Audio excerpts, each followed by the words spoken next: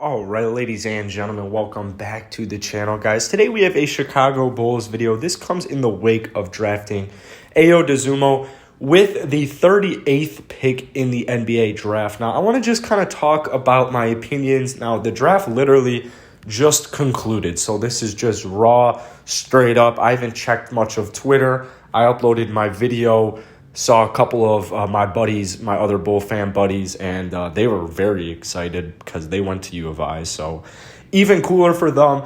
But the Bulls, we got our hometown hero, Ayo, and I really like this pick, but I want to just kind of talk about openly what I think it means for the Chicago Bulls and what I think that they're about to do, because Billy Donovan loves three-guard lineups. He absolutely loves them. And honestly, I think that this is the end of Tomas Satoransky. I think that was the biggest part about the Bulls draft.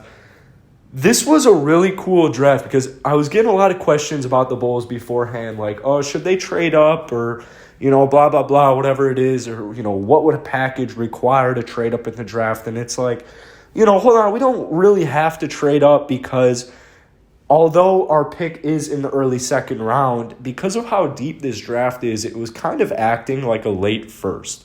So the Chicago Bulls were able to get their guy, and there were still a ton of talented dudes available. It just sucks because the Chicago Bulls were not really trying to rebuild right now. We're trying to get players that can help us win right now. And honestly, I think Ayo can help.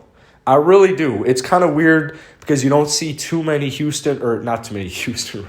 don't see too many late second round pick or late first, early second round picks come onto a team and be able to help them win games right away. However, like I said, Billy Donovan loves his three-guard lineups, and I think there's a lot of potential here with Ayo. But more importantly, as I was getting at, I think it just means the end of Tomas Satoransky. I think that considering his contract isn't fully guaranteed quite yet, even once it becomes fully guaranteed, my best bet is that the Chicago Bulls look to move him via trade for more depth. This doesn't really come as a surprise. It's also not really that tough. I mean, usually when I lose a Bulls player, I get kind of sad, like, oh, I wish it didn't have to end this way or whatever it is. But with Tomas Satoransky, I think our time... I think our time together is quite hit its extended warranty. I think we're about done with the Tomas Satoransky era, and I think we're trying to move on. So with the Chicago Bulls moving forward in the offseason, they're definitely going to be still targeting a point guard. Lonzo Ball seems to be the most perfect fit. Right now, the Chicago Bulls seem to just be acquiring a bunch of players who fit their culture, who fit exactly what they're looking for. And I think Lonzo Ball at $25 million a year is perfect for the Bulls. You go ahead, you get rid of Tomas Satoransky, you get rid of that contract. It's not that bad of a contract. It's only about $10 million, but it is an extra $10 million that you'll be able to work with. So you get rid of Tomas, you maybe work around, you don't bring back Javonte Green, you don't bring back Laurie. We'll talk about a Laurie sign-and trade. I think a Laurie sign-and trade is the best bet here. But you're definitely going to try and get a proven point guard. Now, I've seen stuff about Kyle Lowry, Chris Paul, all that stuff. I've obviously talked about Lonzo Ball. But I want to talk about a couple of the more low-key guys. I think Devontae Graham is a low-key candidate for the Chicago Bulls. My one issue... or not really an issue. My one concern, however, is I just believe he'll re-sign with Charlotte, especially with the way Charlotte drafted. Again, they're just an extremely fun young team, and if they're willing to pay me, because he's a restricted free agent, if I'm on Charlotte and they're willing to pay me, a young player, to play for their team, I almost want to take it.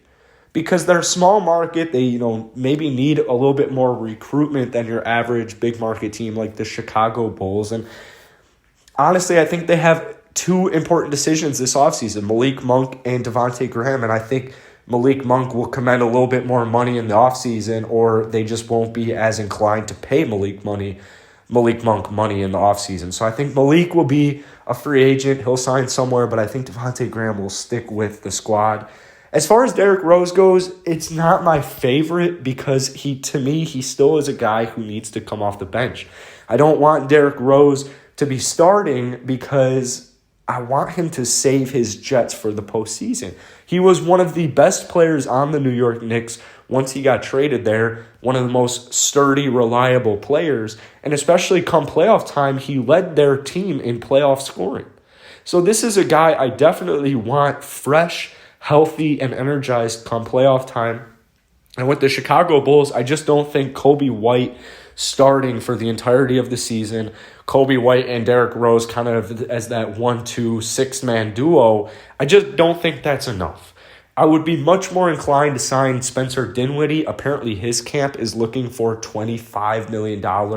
However, keep in mind that just because a player wants a specific number doesn't mean that they're going to get a specific number. There is a ton of point guard free agents this offseason, which means it's going to help saturate the market, which means they're not as, it's not like we're just working with Kyle Lowry and Spencer Dinwiddie. We're working with a whole bunch of different veteran point guards, a whole bunch of young point guards, unrestricted free agents, restricted free agents. There's just a whole bunch of dudes up for contract at the guard position. So I think that'll help them bring that price down with Spencer Dinwiddie, because you always got to remember, you don't pay good players great money.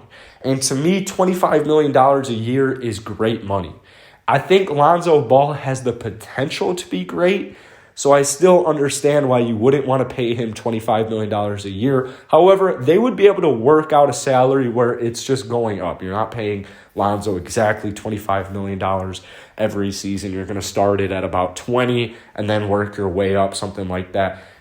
I could be down to do that with Spencer Dinwiddie. However, I just really like the potential. Lonzo Ball is a couple of years younger than Dinwiddie. He hasn't has as catastrophic injuries like Spencer Dinwiddie. So that's why Lonzo has a little bit more appeal to me if we're going to be spending a pretty penny at that point guard position. But anyways, guys, that's really it for today. I hope you guys had a good draft day.